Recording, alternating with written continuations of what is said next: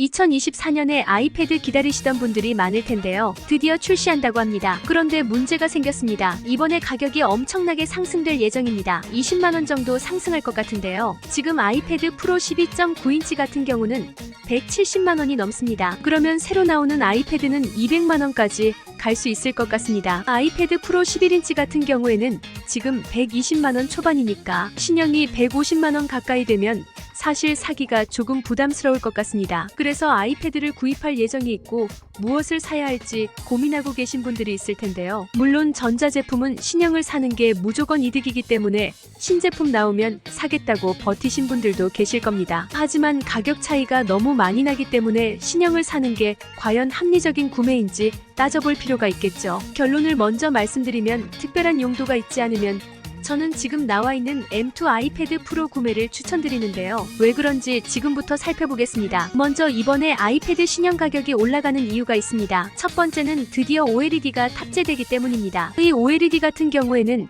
지금 사용되는 미니 LED에 비해 단점이 없습니다. 문제는 가격이 엄청나게 비쌉니다. 결국 중요한 건 내가 20만 원 이상의 돈을 더 주면서 OLED 디스플레이가 필요한지 생각을 해봐야 됩니다. 가격이 올라가는 두 번째 이유는 새로 나오는 아이패드는 최소 M3가 탑재되어 출시되기 때문입니다. 그러면 이 부분도 과연 필요한가를 생각을 해보셔야 되는데요. 먼저 성능적인 부분에서 살펴보면 아이패드 M1과 M2를 쓰고 계신 분들 이야기를 들어보면 둘 다 쓰면서 크게 부족함을 느꼈다고 말하시는 분들은 거의 없습니다. 예를 들어서 왜 이렇게 느린지 또는 요즘 좀 버벅이는 것 같거나 혹은 어떤 작업을 하는데 좀 부족함을 느낀다고 말하는 이야기를 들어본 적이 아마 없으실 겁니다. 아이패드는 현존하는 태블릿 중에서 가장 성능이 좋지만 현존하는 태블릿과 비교해서 상대적 성능만 좋은 게 아니라 절대적인 물리적인 성능이 좋습니다. 특히 아이패드 M2가 나왔을 때 애플에서도 홍보를 하긴 했는데요. 그때 하는 작업들을 보면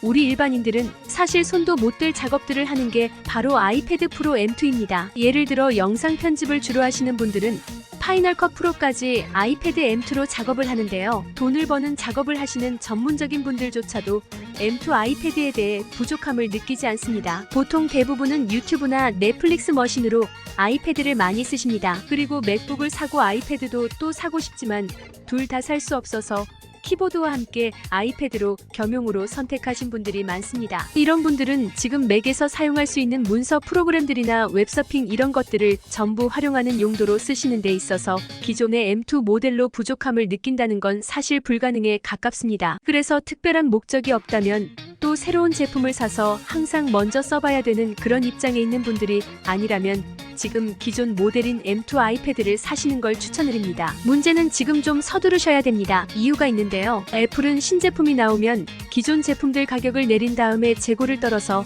빨리 현금화하는 회사가 아닙니다. 아이패드 신제품이 나올 때가 되면 아이패드의 품귀 현상이 엄청 발생합니다. 애플은 그때 기존 제품들을 그냥 품절시켜버립니다. 120만 원 정도 하는 아이패드 프로 11인치 가격을 90만 원이나 80만 원에 내려서 파는 게 아니라 그냥 아예 못 사게 만들어버립니다. 그래서 아이패드 같은 애플 제품은 살 수 있을 때 사는 게 가장 싼 겁니다. 그래서 M3 칩이 들어간 신형 아이패드가 나와서 가격이 아까 말씀드린 것처럼 20만 원 이상 인상되어서 나온다고 생각해보세요. 그때 가서 내가 쓸만한 게 아니구나 생각하고 예전 M2 아이패드 사야겠다고 찾아봐도 없습니다. 물건도 없을 뿐더러 심지어 남아있는 것들도 구형 모델인데도 불구하고 오히려 재고가 더 이상 풀리지 않기 때문에 가격은 최고 가격으로 나와 있을 수 있습니다. 지금은 어떨까요? 제가 영상 더보기나 고정 댓글에 링크 남겨드렸는데 홈페이지에 있는 가격보다는 기본적으로 낮은 가격에 구하실 수 있는 곳들이 있습니다. 들어가셔서 확인해 보시면 되고요. 그리고 할인 가격에 또 추가로 카드 할인을 받을 수 있는 기회가 아직 있습니다. 따라서 애플 홈페이지 정가보다 훨씬